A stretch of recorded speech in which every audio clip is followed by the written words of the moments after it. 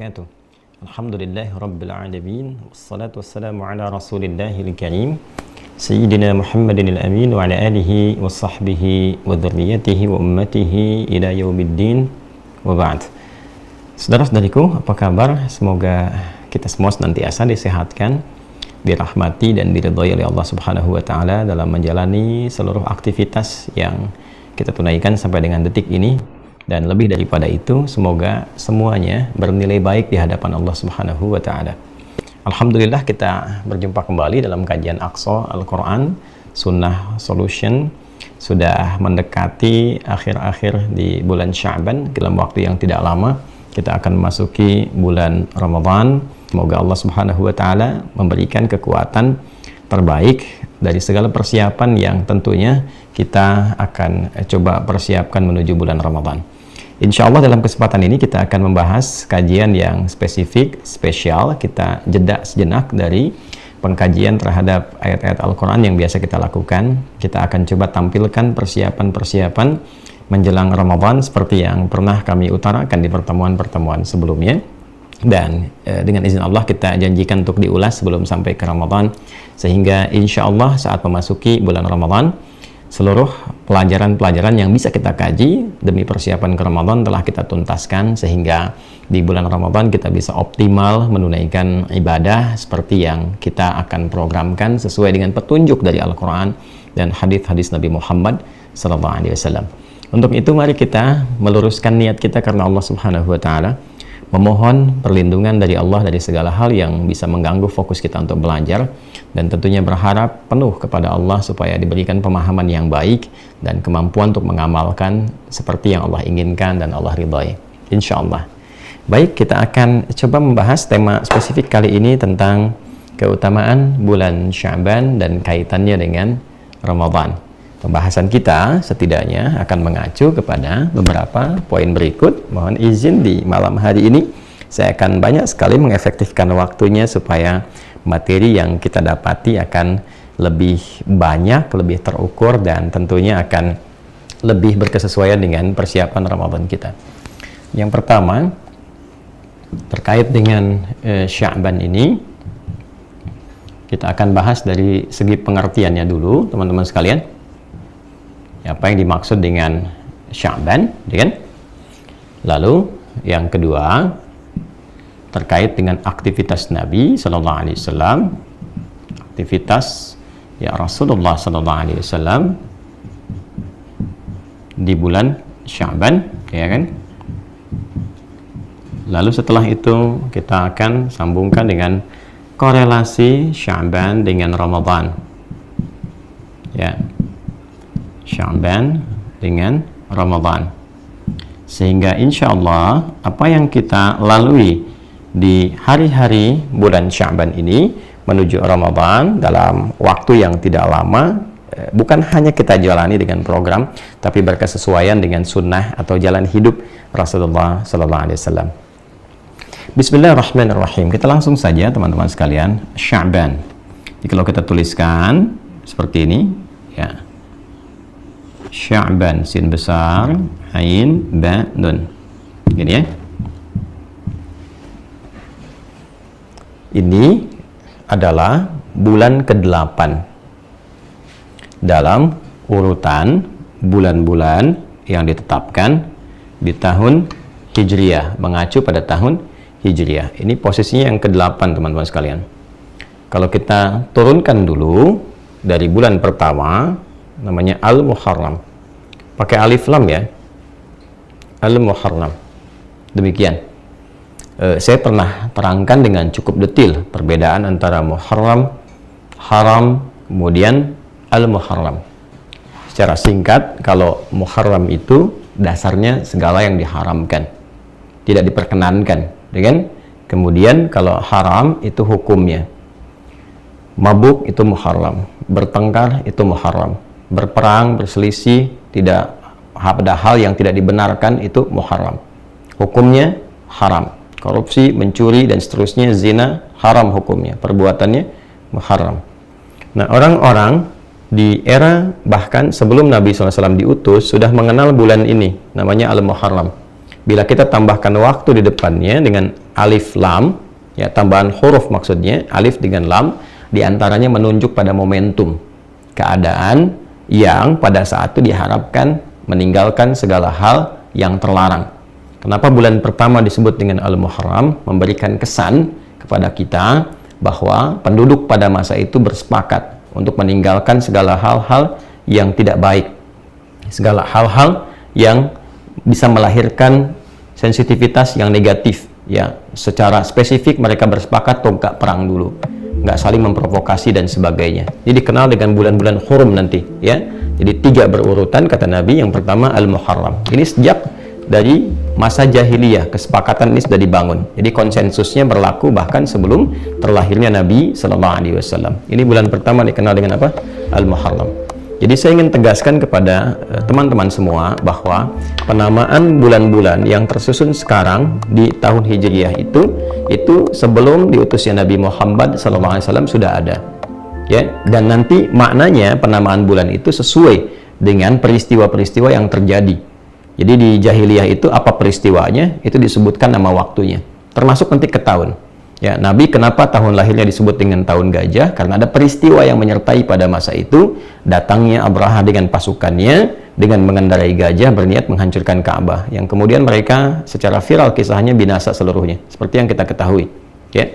Jadi ini pertama dikenal dengan Al-Muharram. Nanti kita akan masuk ketika ada keterkaitan dengan masa Islam, saya akan terangkan. Yang kedua dikenal dengan Safar. Ya. Safar itu ada yang mengatakan dari kata sifar artinya kosong, ada yang juga mengatakan seakar dengan safra atau asfar, yaitu menguning, sesuatu yang kuning atau menguning. Karena di bulan ini mulai beraktivitas pada umumnya. Konfigurasi masyarakat jahiliyah pada masa itu menyebar keluar dari area-area Mekah atau Hijaz dan sekitarannya. Mereka berniaga. Ada yang ke Yaman, ada yang ke Syam, ya. Syam itu sekarang 4 negara, Yordania, Libanon, Palestina, Syria. Nah, mereka menyebar semuanya, berniaga. Nanti diabadikan kebiasaan itu di surah Al-Quraisy. Ya li'ilafi Quraisyin ilafihim rihlatash syita iwas saif. Jadi baik itu di musim dingin, musim panas, mereka sudah punya jadwal untuk keluar. Nah, karena kebanyakan mereka itu keluar beraktivitas, maka daerah yang mereka tinggali itu menjadi sepi, kosong, seakan-akan seperti nggak ada orang. Makanya bulan pada saat mereka pergi itu disebut dengan Safar untuk melukiskan itu. Untuk apa mereka pergi berniaga, mencari emas, emas-emas yang menguning. Karena itu ada yang menyebutkan Safar itu dari sifar, kosong, ada yang mengatakan seakar dengan asfar, ya, untuk mencari sesuatu yang menguning. Ini peristiwanya. Jadi ini saya terangkan dulu di awal-awal penamaan. Kemudian selanjutnya ada Rabiul Awal. Ya, Rabiul Awal. Ya, ini bulan yang ketiga, gitu kan? Di bulan ini biasanya sudah mulai tumbuh gitu ya, berbunga, ya, sudah mulai kelihatan, ya, ada benih-benihnya, ada mulai berbentuk bunga-bunga. Nah, itu sesuatu yang tumbuh, berbenih, dan mulai kelihatan, ya, ada mulai bukan hanya kuncup tapi bunga-bunganya. Itu orang Arab menyebutnya Rabi', ya, atau dikenal juga dengan musim semi kalau sekarang. Ini awal musim semi, awal musim tumbuh. Ya, lalu setelah itu selesai, maka mereka katakan selesai itu kan berakhir, finish gitu kan, maka mereka katakan Rabiul Akhir. Rabiul Akhir, ya. Ini yang paling tepat ya dibandingkan mengatakan Rabiul Tsani. Kalau Rabiul Tsani, Rabi yang kedua, ya, semi yang kedua, itu secara kata dan makna agak kurang sesuai. Kalau disebutkan dari segi kata, tinjauannya kalau ada Tsani nanti ada Tsalits, ada Rabi' dan sebagainya. Itu dalam tata gramatikal, tata bahasa Arabnya. Tapi kalau kita katakan musim kedua, nanti juga pengertian maknanya ada musim ketiga dan seterusnya. Maka di Arab fasih mengatakan Rabiul Akhir bukan Rabiul Tsani. Jelas ya? Maka di sini nanti Rabiul Akhir berakhir musim semi ini. Di ujungnya selesai, habis, muncul yang kelima. Disebut dengan Jumada. Ya, Jumada. Bukan Jumadi ya asalnya. Tapi Jumada. Jumadal Ula. Nah, ini menunjuk kepada musim gugur. Jadi begitu udah selesai, gugur, semua tumbuh-tumbuhan itu dari mulai bunganya sampai daunnya, kan sudah mulai hilang, berguguran, ya, tiba-tiba kelihatan batang-batangnya dan rantingnya saja, ya, dan mulai mendekat kepada nanti peralihan ke musim panas setelahnya. Jadi ini masa musim gugur yang pertama, perpindahan antara Rabi, di sini pancaroba biasanya, ya, perpindahan dari Rabi al-Akhir ke Jumada. Kemudian yang keenam, ada Jumada al-akhirah. Ya, akhirah. Ya, juga bukan Jumada ats-tsaniyah, bukan Jumadi tsani, tapi Jumadal akhirah. Jumada itu menunjuk pada keadaannya, pada musimnya. Sekali lagi ya, yang lebih tepat bukan Jumadi tapi Jumada. Jelas ya? Nah, maka ini musim gugur yang bagian akhir. Masuk nanti musim yang ketujuh, teman-teman sekalian. Nah, yang ketujuh nanti disebut dengan Rajab namanya. Rajab. Nah, ini menarik nih. Kalau ini terkait dengan ya kesepakatan, ini terkait dengan aktivitas mereka sehingga menyebabkan tempat tinggalnya itu lebih banyak sepi, ya mereka gambarkan seakan-akan kosong, hiperbolanya demikian. Ini terkait dengan keadaan musim, ya. Yang ini kembali lagi ke kebiasaan mereka untuk mengagungkan sesuatu, konsensus untuk menyepakati sesuatu yang diagungkan. Maka bulan Rajab itu sama dengan Al-Muharram keadaannya. Mereka bersepakat di bulan ini untuk mengagungkan bulan yang ketujuh ini dengan membangun kesepakatan di antara mereka agar tidak saling menyerang, agar bersikap yang baik dan tidak saling menyakiti. Ini bulan Rajab di sini. Ya. Kemudian bulan-bulan ini karena ada kesepakatan menjaga kehormatan, ya.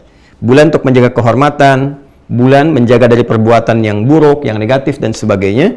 Dalam bahasa Arab sesuatu tadi saya katakan ya yang terlarang nggak boleh dilakukan disebut dengan Muharram.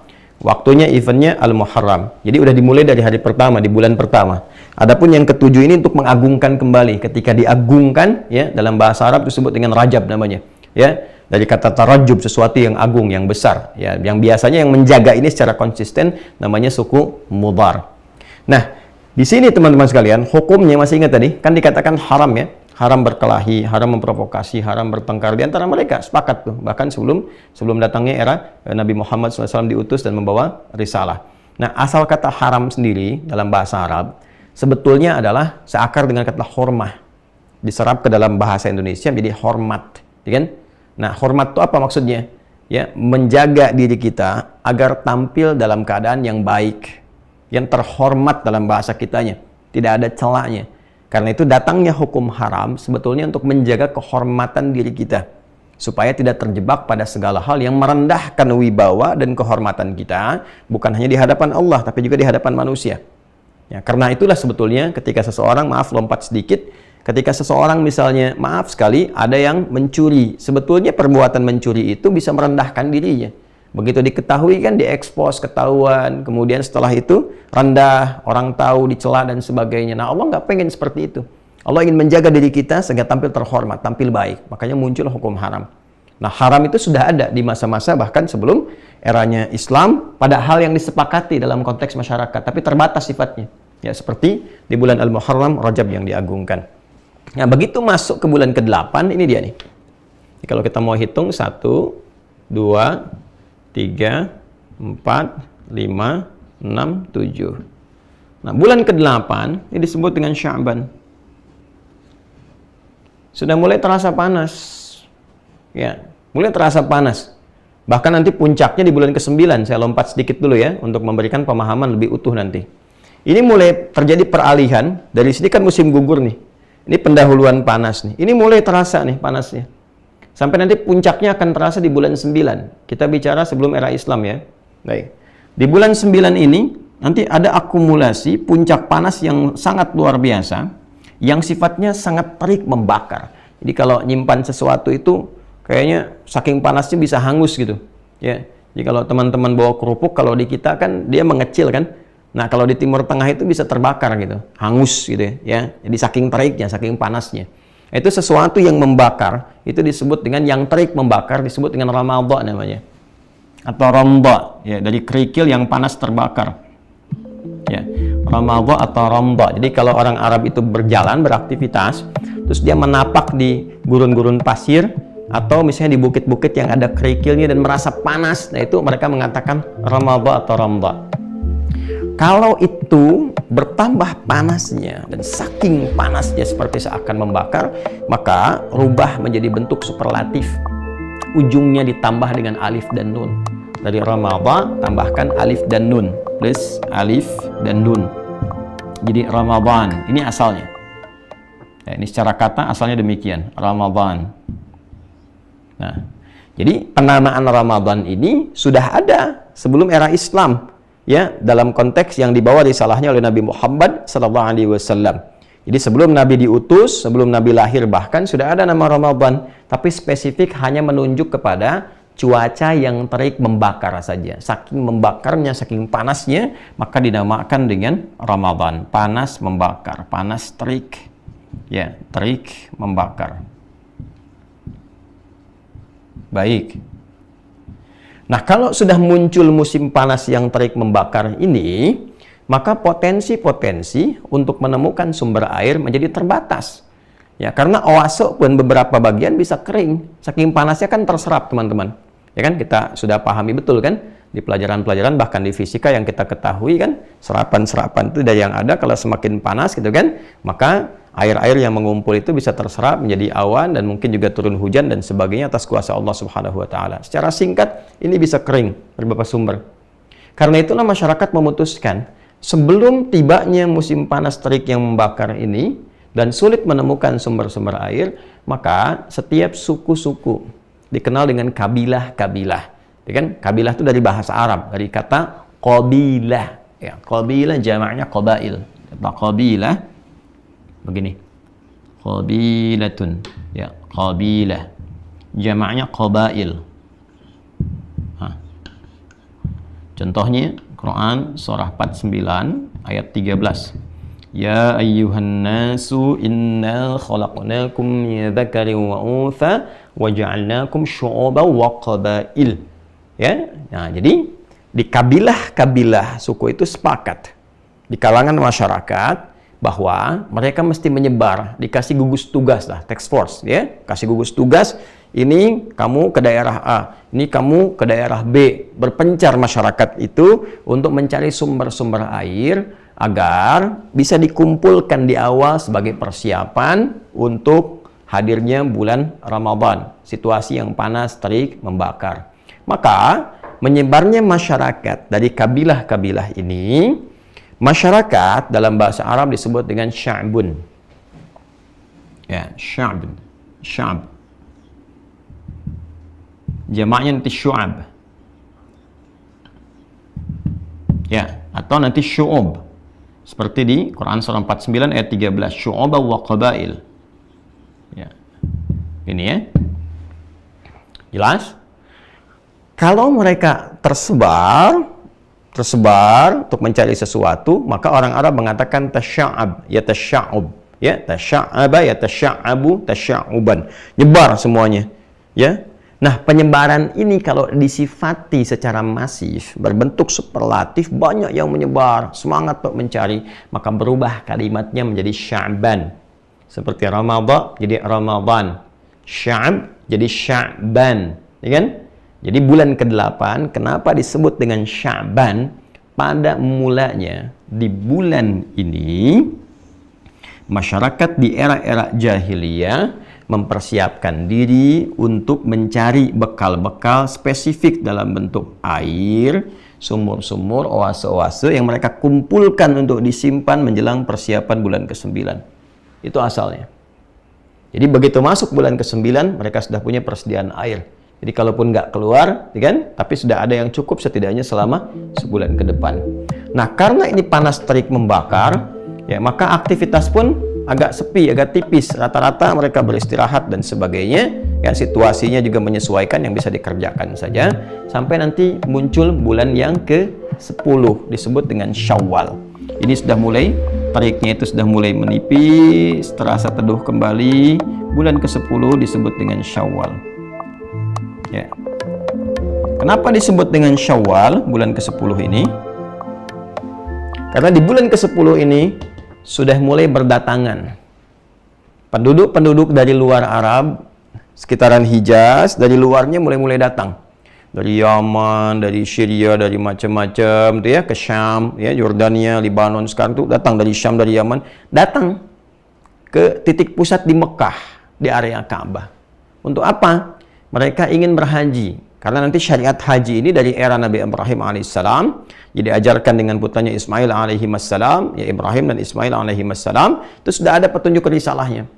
Cuma nanti ada fase-fase yang bergeser. Di fase-fase ketiadaan Nabi dikenal dengan ahlul fatrah, ada beberapa orang menyimpang sehingga mengganti ritual itu yang tadinya dengan cara yang benar, ritualnya masih ada berputar tawaf, tapi diganti dari bacaannya, dari penampilannya, sampai ada yang maaf ya tidak menggunakan pakaian, ada yang bersiul-siul, ada yang tepuk-tepuk, tapi mereka meyakini itu sebagai ibadah ya. Nah, maka datang berkumpul.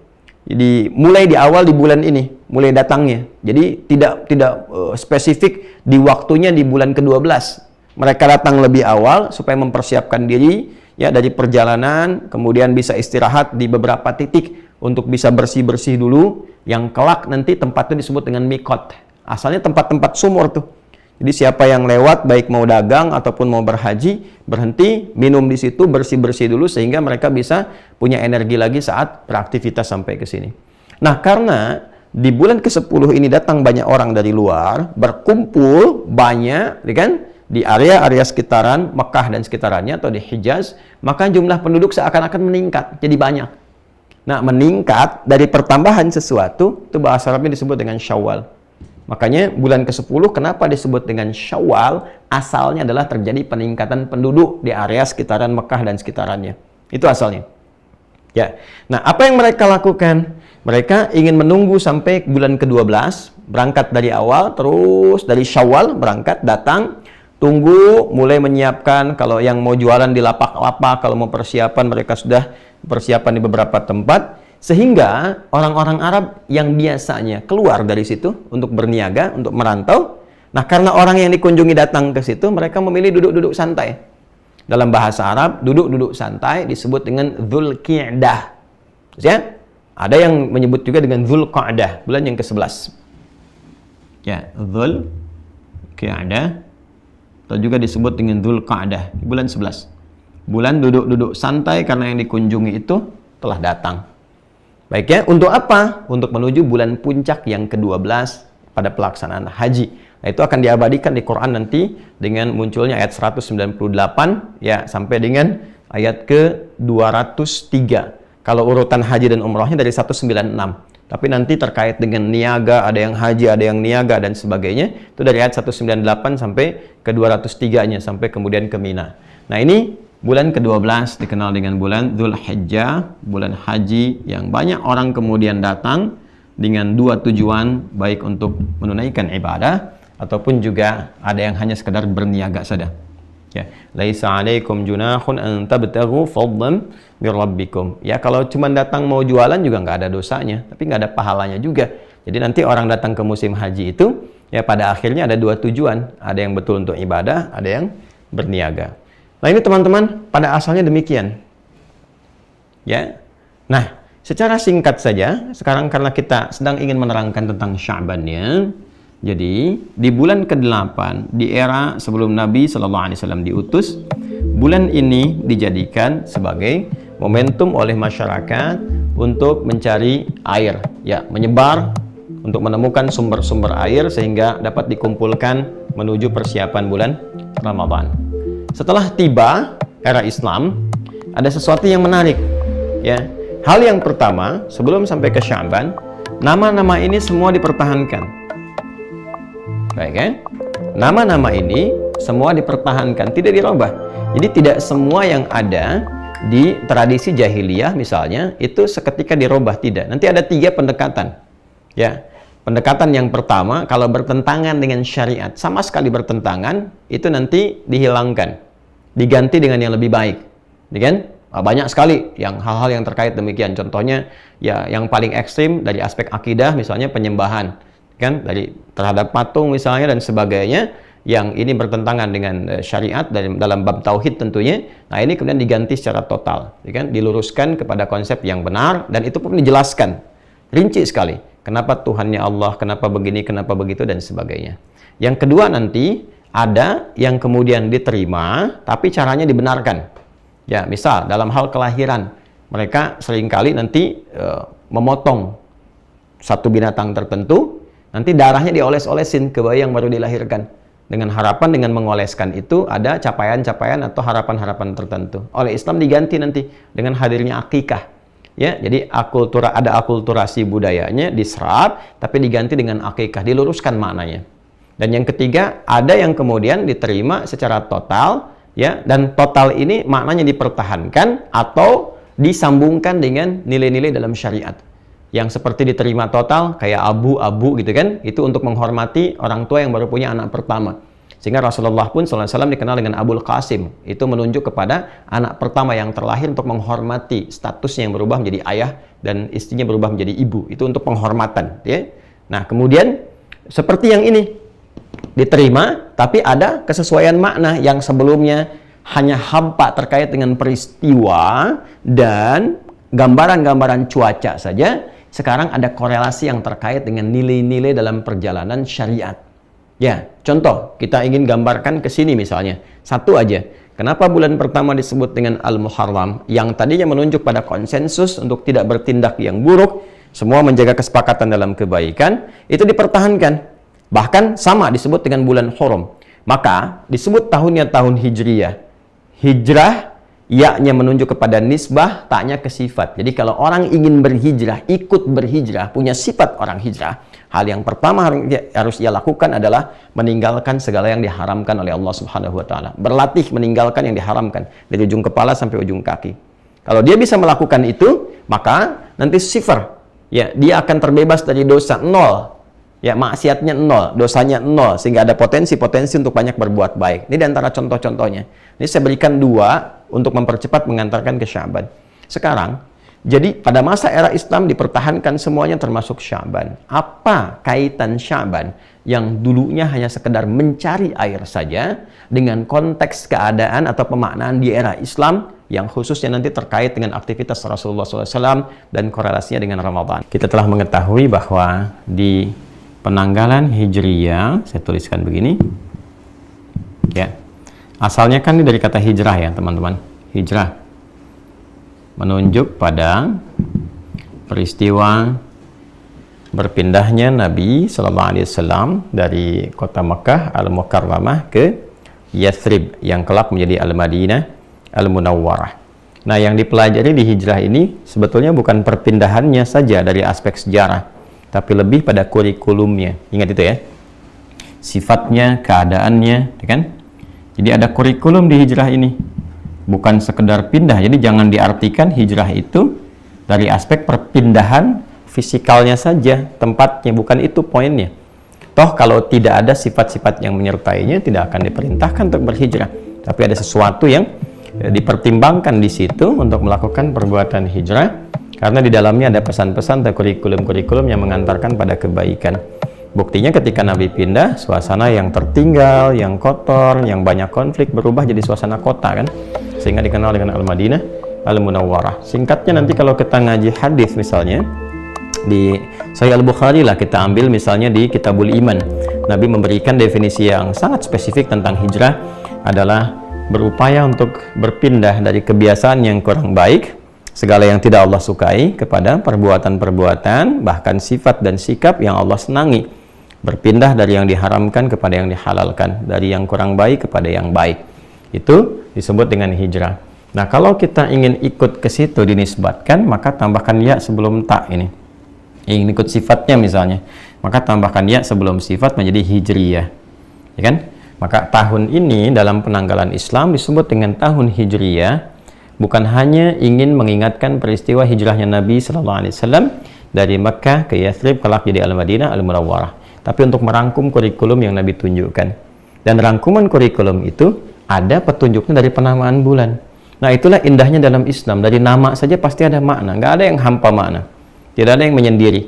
Termasuk pernah saya sampaikan, bahkan nama-nama sholat pun ya, dari mulai subuh, kemudian zuhur, asar, maghrib, isya, itu ada maknanya. Ya, supaya berkesesuaian dengan topik yang kita bahas. Tadi telah saya beri contohkan 1 dan 2, karena waktu kita terbatas ya.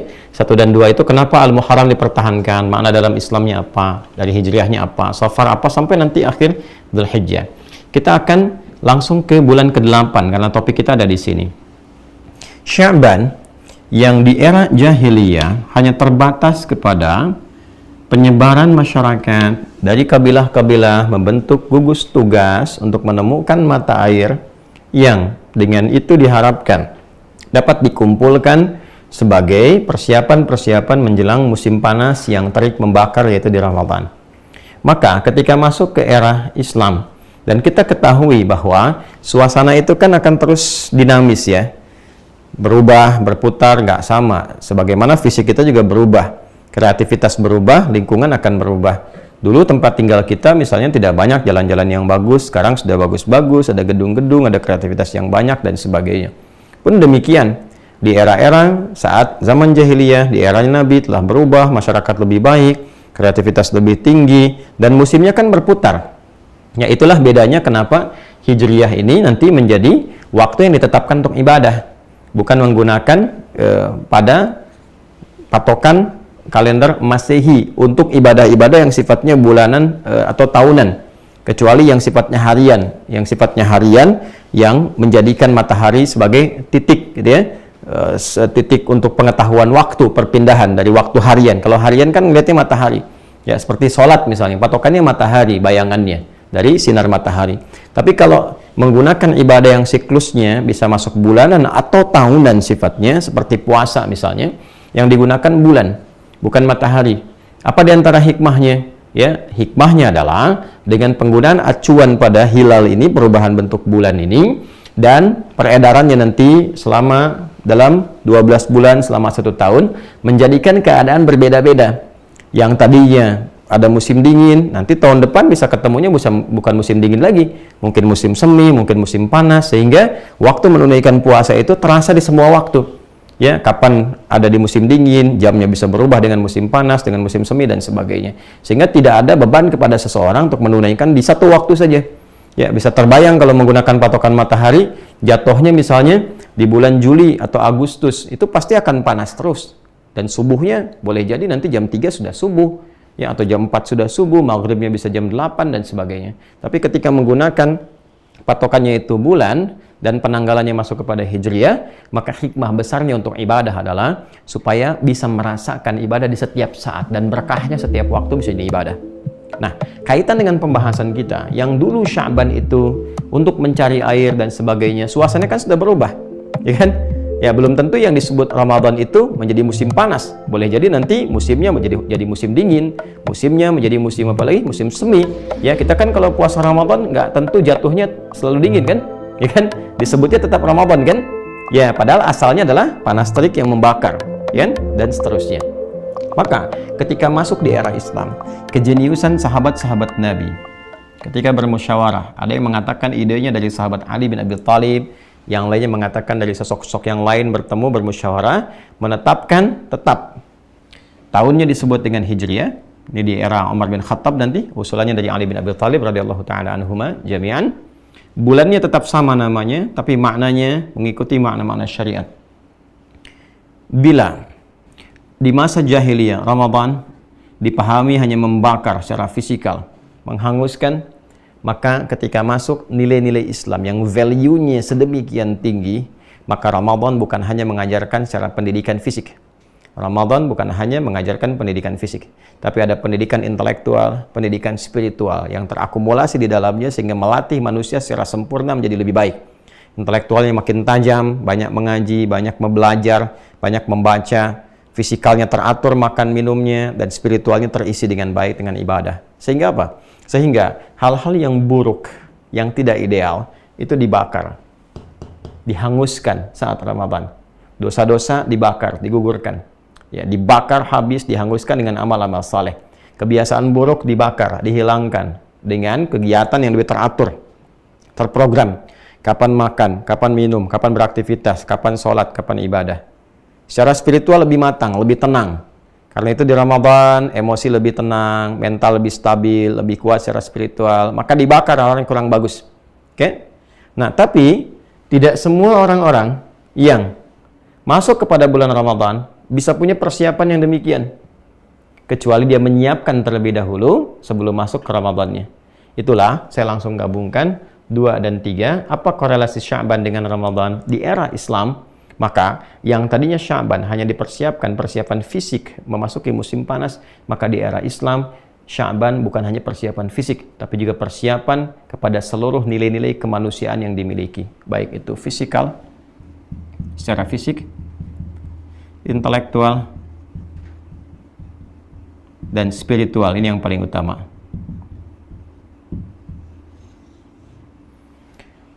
Maka kalau di era jahiliyah Sya'ban hanya dijadikan sebagai momentum mencari air untuk kebutuhan fisik, maka di era Islam Nabi langsung mencontohkan lewat kebiasaan beliau Rasulullah SAW agar dari sejak Sya'ban masyarakat mulai mengoleksi, mulai mengumpulkan air spiritual, air intelektual, air kebutuhan fisikal, bukan hanya sifatnya materi, tapi Nabi memberikan edukasi guna persiapan di bulan Ramadan yang keutamaannya begitu istimewa. Kalau nggak disiapkan di bulan Sya'ban ya, tentu tidak semua orang bisa siap memasuki bulan Ramadan.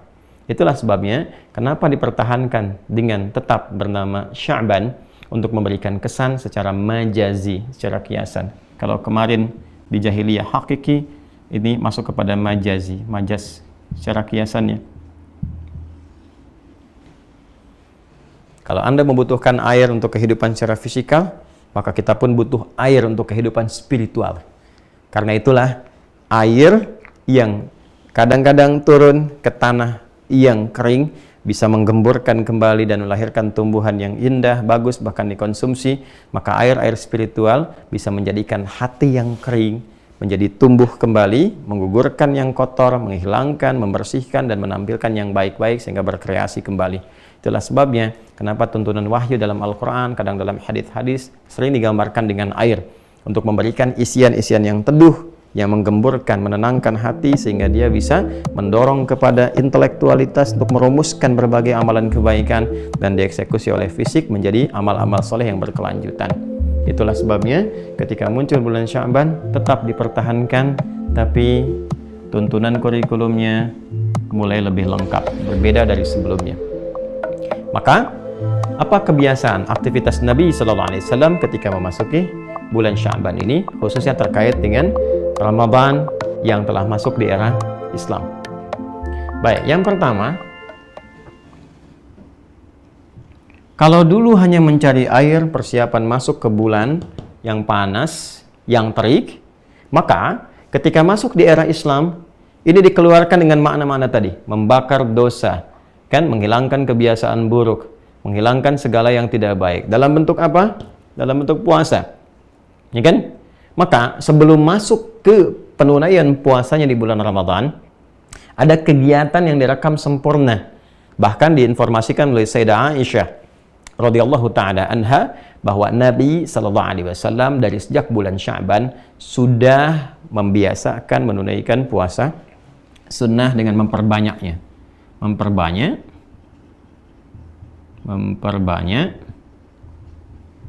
ya puasa sunnah. Ini kebiasaan Nabi SAW yang pertama. Jadi dikonfirmasi oleh Sayyidah Aisyah radhiyallahu ta'ala anha ketika ditanya, ya Rasulullah, ini kan, atau beliau menyampaikan ketika ditanya oleh sahabat, ya beliau tidak melihat Nabi SAW banyak menunaikan puasa sunnah kecuali di bulan Sya'ban, atau tidak sebanyak menunaikan di bulan-bulan lain, sehingga hampir-hampir beliau menduga kok kayak penuh gitu kan. Tapi juga beliau kadang membatalkannya untuk menunjukkan beda dengan Ramadan. Baik, jadi yang pertama, kebiasaan Nabi untuk menyempurnakan persiapan-persiapan menjelang kepada Ramadan adalah memperbanyak puasa sunnah. Nah, apa kaitannya teman-teman sekalian dengan kurikulum yang bisa kita pelajari? Baik, mari kita lihat. Ramadan, seperti tadi disampaikan dan seringkali ditegaskan, ini adalah momentum yang sangat istimewa, yang seluruh waktunya itu begitu berharga. Siang dan malamnya, ada siang, ya, ada malam. Sini kurikulumnya. Baik. Jadi ada amalan, kalau dibagi dua gampangnya amalan siang, amalan malam. Itu klasifikasinya begitu. Nanti setiap siang ada program, malam ada program. Siapa yang sukses mengerjakan amalan siang, bonus pertamanya sebelum mendapatkan pahala dan turunannya, itu Allah ampuni dosa-dosanya. Hadisnya spesifik di Al-Bukhari. Man shoma ramadhana imanan wa ihtisaban ghufira lahu ma taqaddama min dhanbi. Siapa yang mampu menunaikan puasa Ramadan, kan puasanya di siang hari bukan malam hari, dengan sempurna, tulus karena Allah, ya, karena imannya kepada Allah, lalu dia berusaha mengevaluasi dirinya, punya program-program sehingga dia bisa muhasabah, bisa ihtisab. Itu bonusnya sebelum diberikan pahalanya, Allah bisa berkenan menggugurkan seluruh dosa-dosanya. Nah, supaya bisa nyaman puasanya itu, bisa terbiasa, karena boleh jadi ada orang yang tidak terbiasa menunaikan puasa, sehingga adaptasinya tidak mudah. Maka sebelum tiba Ramadan, jangan jadikan Ramadan sebagai latihan. Mungkin ada, alhamdulillah, di antara kita yang Allah berikan hidayah, yang sangat luar biasa indahnya. Jadi masuk Islam, mu'allaf, atau ada yang sekarang baru baligh, sehingga puasa menjadi wajib. Ini mungkin jadi puasa pertama yang ditunaikan dalam hidupnya. Sebelum masuk Ramadan, biasakan dulu mencontoh sunnah Nabi. Perbanyak dulu puasa sunnah. Sehingga ketika masuk ke bulan Ramadannya, metabolisme tubuh kita sudah terbiasa menunaikannya. Sudah ada kebiasaan yang dibangun sebelumnya. Kalau enggak, nanti enggak siap. Ya kan? Maka dari sejak bulan Sya'ban ini kita berlatih. Ya, berlatih. Seperti di Al-Bukhari disebutkan, Kitabus Siyam nanti, ya, nanti masuknya tentang Shaum Syahri Sya'ban. Kebiasaan Nabi itu berpuasa di bulan Sya'ban. Beliau ingin mencontohkan untuk umatnya kurikulumnya, termasuk saya, Anda, kita semua mencoba. Dan memperbanyak ini, nanti maknanya bisa relatif sesuai dengan kebiasaan. Ya, misal begini, ada yang sudah terbiasa puasa Senin dan Kamis. Ya, memperbanyak ini bisa saja dari Senin Kamis tambah Ayyamul Bidh. Sudah terbiasa dengan Ayyamul Bidh, misalnya naik, teman-teman sekalian, Senin, ya, Selasa puasa, Rabunya istirahat misalnya kan. Kamis puasa lagi, ambil 3 hari, setelah itu istirahat. Sesuai dengan kadar kemampuan kita. Ada yang pengen Sya'ban khusus, misalnya puasa Daud, ya, di bulan Sya'ban. Sehari puasa, sehari tidak. Nanti misalnya mulai Senin puasa, Selasa tidak. Rabu puasa, Kamis tidak. Ya, tapi awas, ukurannya tidak harus sama setiap orang.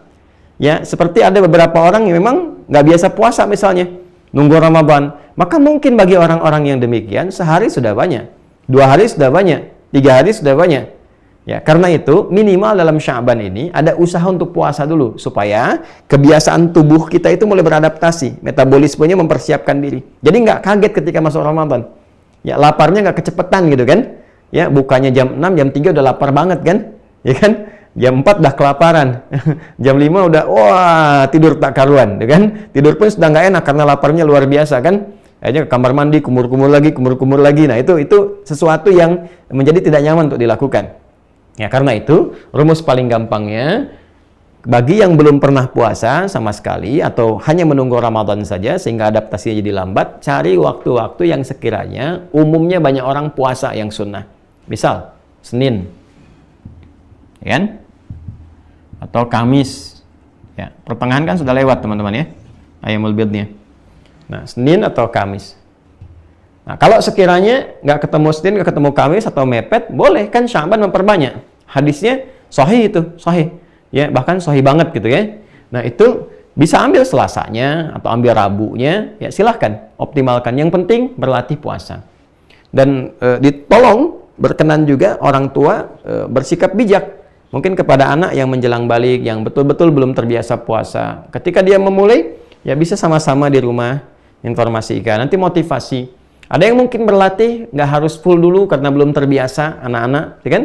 Nah, Anda boleh misalnya ketika dia zuhur minta buka, nggak apa-apa, kasih dulu aja, nanti besok tambah lagi ya, gitu kan, sampai asar. Sehingga ketika tubuhnya mulai tahan sampai asar, menjelang maghrib, besok-besok sudah siap sampai maghrib, begitu masuk Ramadan, dia sudah sempurna sampai maghribnya.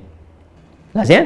Nah, ini kebiasaan yang pertama. Jadi, mengumpulkan bekal sebelum masuk ke Ramadan sehingga terbiasa untuk dilatih. Nah, di Sya'ban ini yang dibiasakan pertama secara fisikal dulu ini. Secara fisikal. Ini teman-teman sekalian. Lalu secara intelektualnya apa? Ya kan?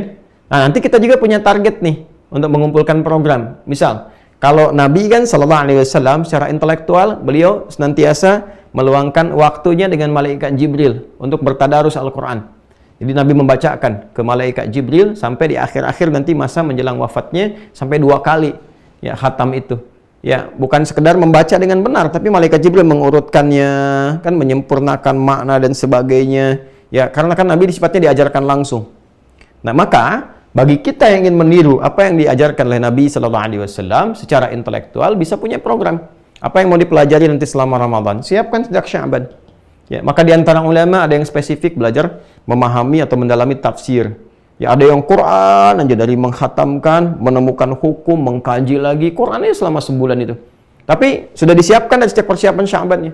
Artinya apa yang disiapkan? Perangkat-perangkatnya. Cek mushafnya, sesuaikan waktunya. Jadi kalau teman-teman sekarang ingin punya kegiatan misalnya nanti saat Ramadan, ya maka coba cek jam kerjanya sehingga bisa sesuai. Ya, kapan Anda mulai belajar, mengkaji kembali, kapan yang disiapkan untuk i'tikaf. Kalau bisa, waktu cutinya udah disiapkan dari sekarang sehingga bisa i'tikaf nanti. Nah, nanti saat i'tikaf itu apa yang mau dikerjakan? Jadi jangan cuma datang, ikut tidur, ikut sahur, ikut buka, selesai. Ya nggak ada isinya nanti. Ya, jadi jangan andalkan kepada para misalnya penceramah yang kultum, taruhlah saya mengandalkan kultum aja. Nah, ini bisa serius, bisa keluar masuk. Ya, tiap hari topik dalam sekian banyak kita mendengarkan kultum, hampir setiap malam, berapa banyak yang masuk? Ya kan? Jangan sampai cuma sekelewat ya, jadi informasi. Silahkan siapkan rutinitasnya. Kalau perlu DKM-nya rumuskan. Bikin misalnya serial untuk kultum tuh, ya. Kuliah yang 7 menit atau 17 menit, yang kalau terserah antum kan nggak sesuai juga gitu ya. Jadi disusun kurikulumnya. Kalau perlu DKM-nya bikin kurikulum kultumnya itu yang berkelanjutan membahas. Nggak usah tinggi-tinggi atau jangan diserahkan kepada penceramah yang kadang-kadang di jalan baru ketemu judul, ya nyari di Google ini yang disampaikan. Nggak bijak juga ya. Ya kalau saya sih lebih menekankan ada sesuatu yang diniatkan untuk memberikan manfaat. Maka kalau bisa DKM-nya bikin serial nih. Ya, kalau perlu sirah misalnya selama 30 malam itu masyarakat dengar sirah. Perjalanan kehidupan Nabi, nanti Ustadz Fulan nerangkan A, B, C sampai ujungnya. Ya, kalau misalnya pengen juz amma digali, keluarkan juz amma. Nanti si Fulan ceramah tentang ini intinya apa, batasi 15 menit. Yang ini apa. Ya, atau 7 menit misalnya. Ya, kalau perlu bab apa lagi sehingga berkelanjutan antara topik 1, 2, 3, 4 sampai akhir. Kalau perlu penceramahnya bikin makalah, nanti kumpulkan. Begitu selesai Ramadan dicetak jadi buku, jadi panduan. Nah, itu banyak manfaat yang bisa disiapkan. Ini misalnya secara komunal. Ya, secara personalnya teman-teman punya target. Ya, kalau ulama dulu begitu deh, kebiasaan-kebiasaan. Misalnya di hadis nih, ada yang pengen khatamin Al-Bukhari selama sebulan Ramadan itu, ada yang Sahih Muslim, ada yang hadis-hadis pilihan, kan? Ini secara intelektual teman-teman sekalian. Apa yang mau dikaji nih? Mesti didapatkan. Terutama mahasiswa-mahasiswa ya, adik-adikku yang di Timur Tengah terus punya target. Ya, Ramadan itu punya target tuh, apa yang mau diperjelas. Anda kalau mau ngambil jurusan tafsir jangan tanggung. Pahami ulumut tafsirnya, turunan-turunannya terus sampai mengerti betul sampai ke hukumnya. Yang di fikih demikian, di hadis demikian, bikin halaqah-halaqah, ya kan? Sehingga sibuk ya dengan manfaat-manfaat yang benar dan diniatkan sebagai ibadah. Sehingga hasilnya itu spesifik. Ya, kalau bisa jangan terlalu banyak, fokusnya satu sisi. Belajar ini nih selesai. Ya, saya pun akan insya Allah demikian di tahun ini tuh, enggak banyak mengajar diselesaikan sebelum Ramadan, sehingga fokus nanti bisa optimal pemanfaatan di aspek-aspek yang dimaksudkan. Jadi ini secara intelektual disiapkan teman-teman. Nah, Sya'ban ini persiapan materinya. Nah, jadi kalau misalnya ini Anda akan menggali hadis apa nih? Al-Bukhari. Dari sekarang siapkan kitabnya apa? Kan? Kalau perlu teman-teman kumpul sama teman-teman misalnya kan, berapa orang yang pengen belajar ini, cari gurunya. Spesifik Ramadan bahas itu aja terus. Ya, kalau ingin berkualitas, ya nggak harus dihatamkan semua. Sekedar baca, maknanya sekelewatan misalnya. Itu kan cuma ngambil ijazah, gitu kan? Ijazah bacaan. Tapi kalau mau, satu bab bahas. Ibu-ibu misalnya, ibu nggak usah terlalu banyak-banyak, yang tinggi-tinggi ibu dibahas, gitu kan? Ibu bahas fikih rumah tangga. Keluarin nih, hadis-hadisnya apa tentang rumah tangga. Atau belajar tentang istri-istri Nabi SAW. Ya kan? Keluarin hadis-hadisnya yang di Musnad, bagaimana Sayyidah Aisyah, hadisnya apa aja. Saya sebulan Ramadan pengen belajar hadis Sayyidah Aisyah, itu aja. Atau konsep kehidupan Sayyidah Khadijah, keluarin materinya, sempurnakan, siapkan dari sekarang, Ramadan ikutin. Ya, nanti yang lainnya spiritualnya tinggal ditambahkan. Ya, yang spiritual misalnya ditambahkannya agenda-agenda sholat. Dari sekarang disiapkan menunya, menu sholatnya apa aja. Ya, menu sholat. Tuh, apa aja yang kemudian sudah ada di dalam, baik itu Al-Quran syaratnya ataupun hadis-hadis Nabi Muhammad SAW. Jadi Sya'ban itu bukan sekedar kita hanya melewatinya begitu saja, tapi ada persiapan-persiapan seperti persiapan fisikal, ya, menyiapkan kebiasaan-kebiasaan puasa sehingga punya keteraturan yang membimbing metabolisme tubuh kita sesuai ketika akan masuk kepada Ramadan, punya adaptasi secara fisik, jadi tangguh nantinya. Ya, Baik. Kemudian yang kedua, teman-teman sekalian, kita turunkan lagi. Menyiapkan agenda nih. Ya.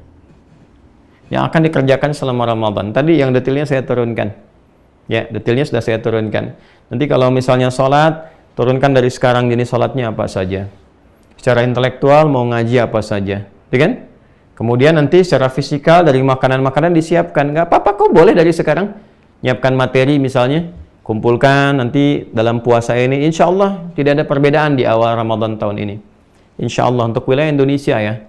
Insya Allah kalau dari sudut pandang hitungan secara astronomis semua akan sama satu Ramadan 1444 Hijrah dan insya Allah akan bersamaan di 23 Maret.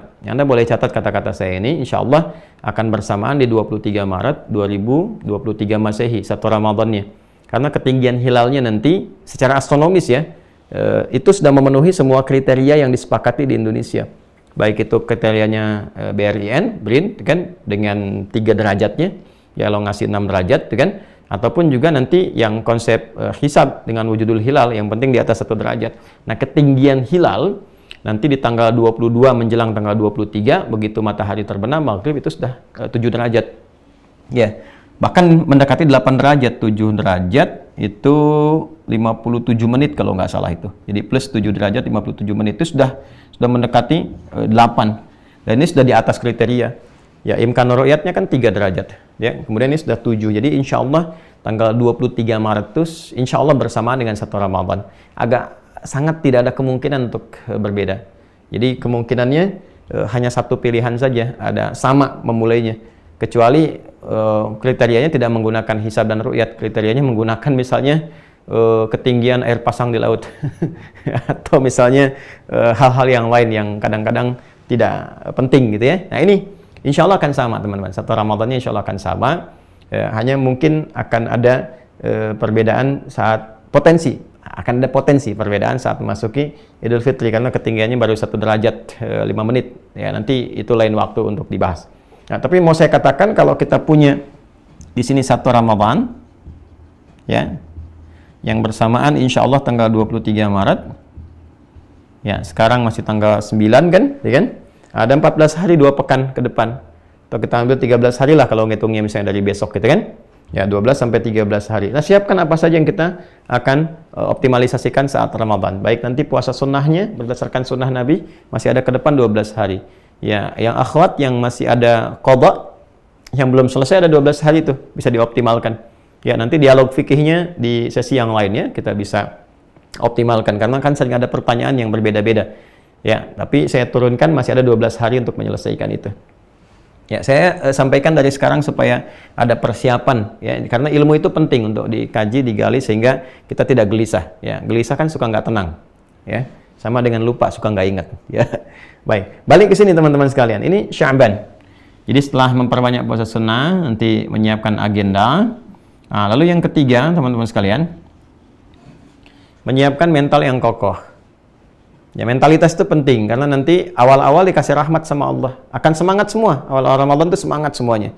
Ya, karena huruf ya yang menyertai ya ayyuhalladzina amanu itu untuk memanggil semua tanpa perbedaan jarak, baik dekat, menengah ataupun jauh. Ya-nya itu kan harfun nida, linida'il qarib wal mutawassit wal ba'id. Disebutkan 361 kali dalam Al-Qur'an. Memanggil yang mendekat, yang menengah dan jauh. Jadi ketika dipanggil di awal Ramadan itu semua dipanggil. Semuanya. Dan ini turunnya kan di bulan Sya'ban. Ya, Quran surah kedua, Al-Baqarah, ayat 183, itu turunnya itu bulan Sya'ban, bukan bulan Ramadan. Turun di Sya'ban, tahun kedua Hijrah.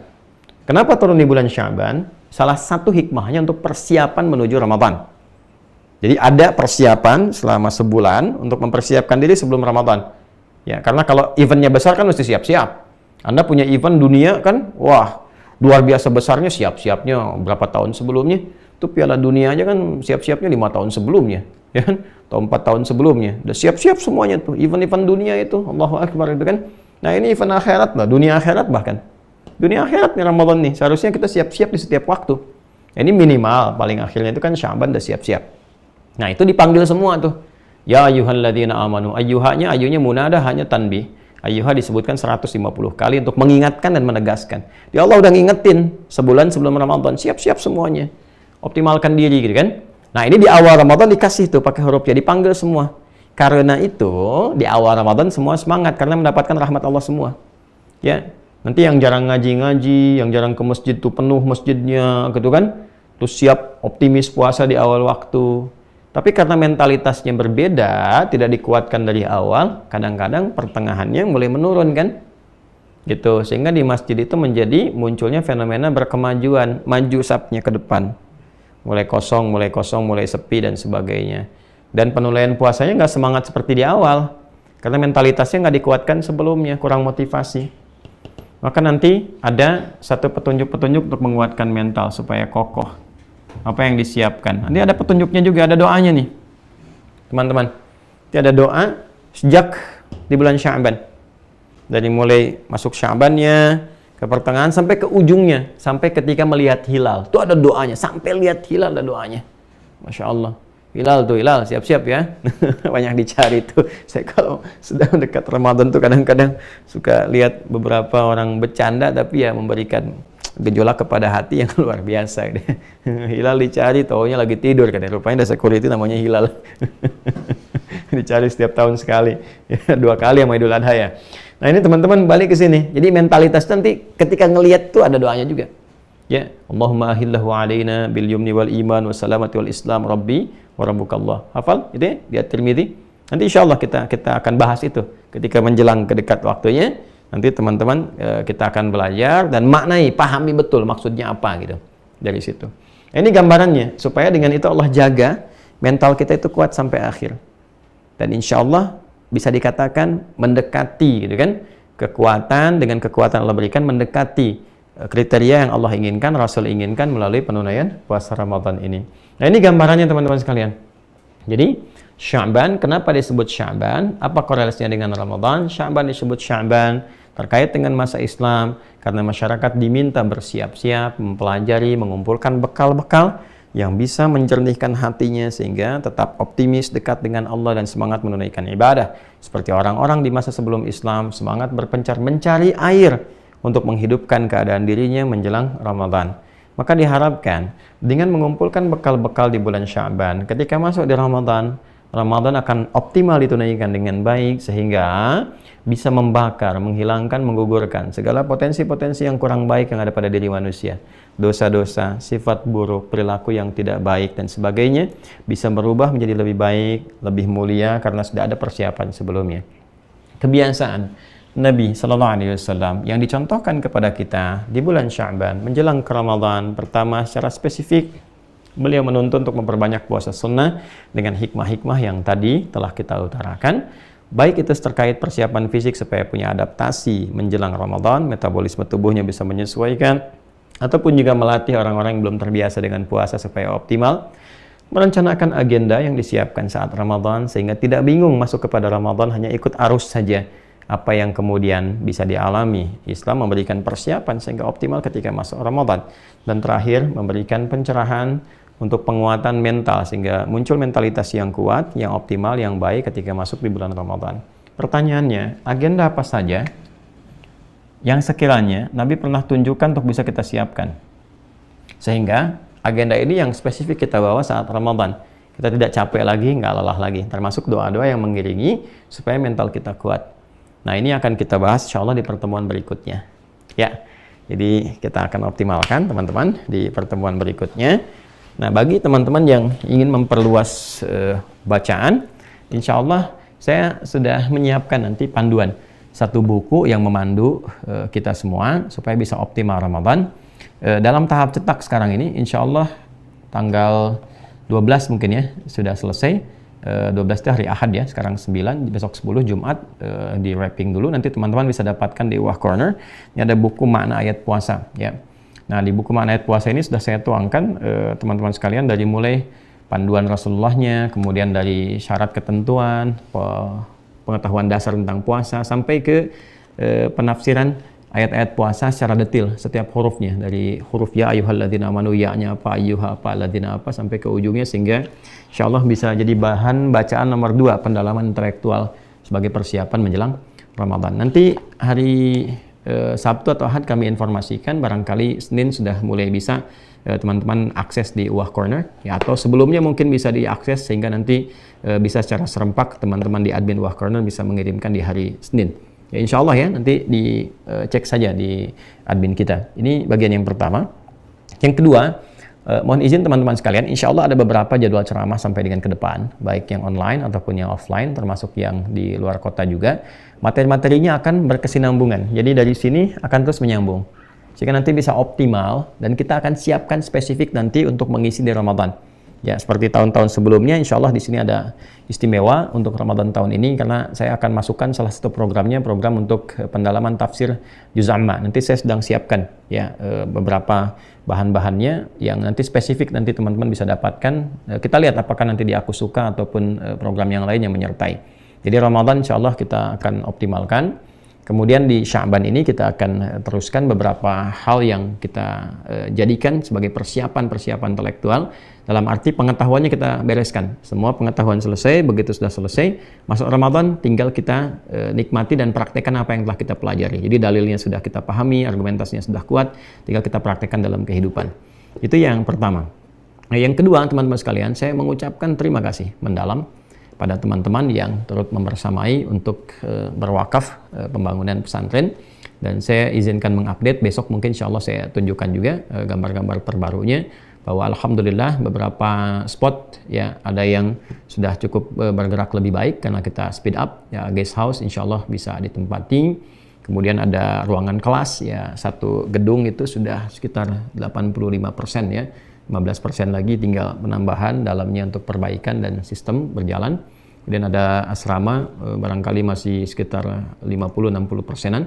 Masjid yang kita akan kejar sehingga Ramadan nanti pas i'tikaf bisa difungsikan walaupun terbatas untuk yang lantai satunya. Ini sedang kita optimalkan. Targetnya insya Allah tahun ini sudah bisa selesai sehingga nanti ada ta'lim-ta'lim berikutnya yang bisa offline berlanjut di sana, termasuk pendidikan-pendidikan khusus.